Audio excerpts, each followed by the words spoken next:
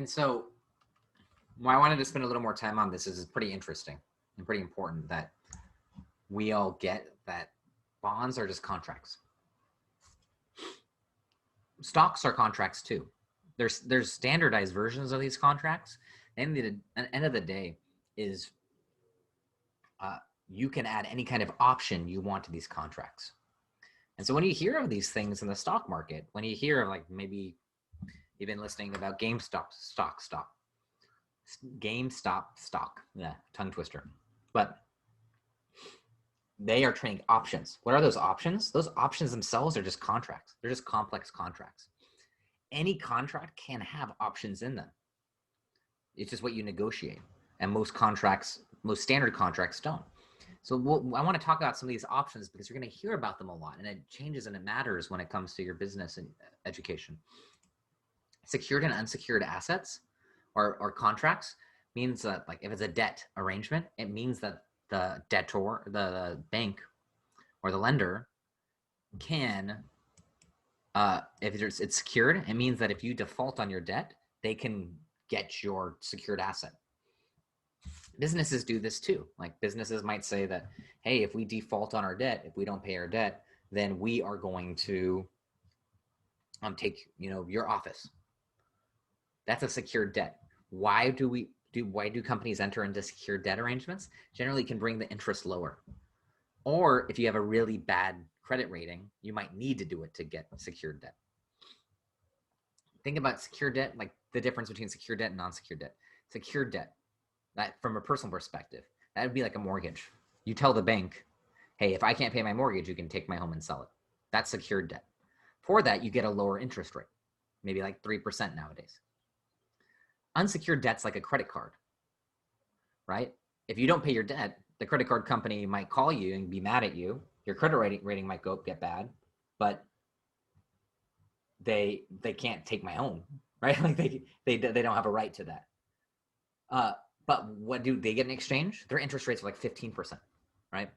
So that's the difference. So you can negotiate these options to change your interest expense. Term or serial. So a serial bond matures at more than one date. These are like installment payments. And they can be structured any way. You could have evenly, or you can have it ramped or unaccelerated. While a term bond happens at the end. So you say, it's like what mortgages used to be called balloon payments.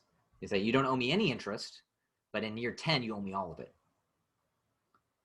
Right? Those are called like balloon payments. Those are also called term bonds. Those I think are illegal now for a lot of mortgages, unless you have a certain kind of sophistication. Convertible and callable. Sometimes you can, especially for startups, you can convert debt into equity or convert equity into debt. Why would investors want this? Is because if an investor is going to risk giving cash to a startup as debt, they may want the option to get equity and make a lot of money off of it. So if they're going to take the risk, they might want the option to convert their debt into equity. You also might got a callable option. And this is what's famous for like GameStop or all these other, like most people trade call or put options. Call means if you can force the person to sell their debt at a certain price. You might say, hey, at any time I can call on the debt. You have to pay me back my $500,000 at any time. I can just tell you when. Puttable means you have to sell it at a certain amount. Registered or bearer means it's the difference of a bearer means that it can be used like almost like cash. You can just pass it around. You don't need to sign off. You don't need to trade assets with anyone. You don't need to trade it on really a registered market. Registered is generally what we see. It's registered on a market and it's given to other people through registration. These are just some examples of options. There's hundreds of more types of options that exist. And so know this is contractual and understand these terms. I might test you on these terms. All the definitions are here.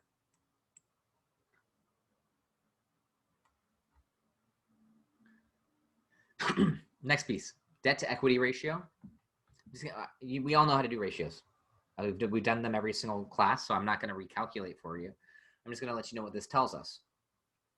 This tells us the proportion of how we're financing our business from debt compared to equity. That's all. Is that favorable or unfavorable? It depends. Some businesses do better with debt financing. Depends on there's something called the cost of capital, which you're going to learn about in the future, but it depends on how much our cost of debt is versus our cost of equity. So we might look at other companies and determine, like, if debt costs are going down, we might want more debt because if we can make good returns on it. If our equity costs are going down, we might want more equity. But this just gives a comparison. Remember, that's just from a financial viewpoint. From a personal viewpoint, it's actually normally very good not to have debt. So just know that.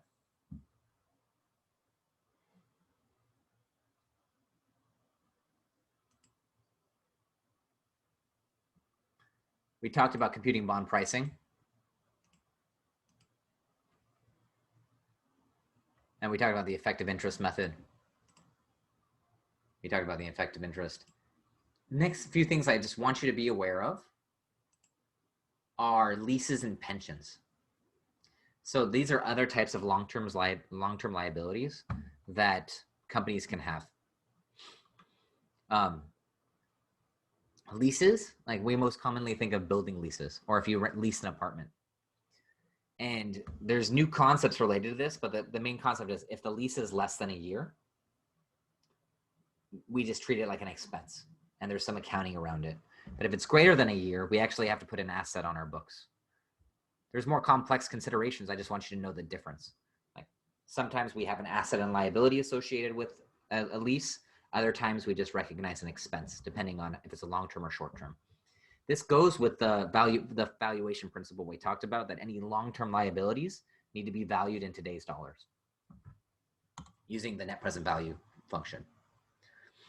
And for pensions, many companies don't offer pensions now, but other companies do. And what a pension is they're going to give you a set amount of money. Oh, I like the cat Soma, by the way. They're going to give you a set amount of money over a long period of time, over the rest of your life, but the company has to save up money for it. So you're going to have a pension asset and a pension liability. And so that pension asset is the contributions from employees and employers, and the pension liability is the amount owed, the future expected amount owed. And so that's, I just want you to get the concepts here of understanding the difference between leases and pensions, and that they're different than notes payable. Other than that, let's see. I just want to make sure there's nothing else surprising in here for your homework. So key takeaways here. I want us to understand what a bond is, how the bond is different from a notes payable, from a lease, and a pension. I want you to understand that when a bond is issued at par, premium, or discount, and how to determine if it's issued at a premium or discount when looking at the interest rate in the market versus the interest rate on the bond. I want you to be able to do the journal entries for when the bond is issued and for when there's some kind of amortization of interest expense related to the bond. The final will be focused predominantly on the issuance of the bond. And I want you to understand the effective interest method and all of the inputs here. The fact that we will have to determine it by periods, and the fact that all of these inputs, the periods, the market rate, and the future value, and the fixed payment amount all drive the bond valuation. I'm not going to ask you to make this calculation, but I want you to understand that and understand the different methods to do it, right? We can use a calculator, we can use algebra, or we can use the present value tables. That's the key takeaways from this. Is there any questions?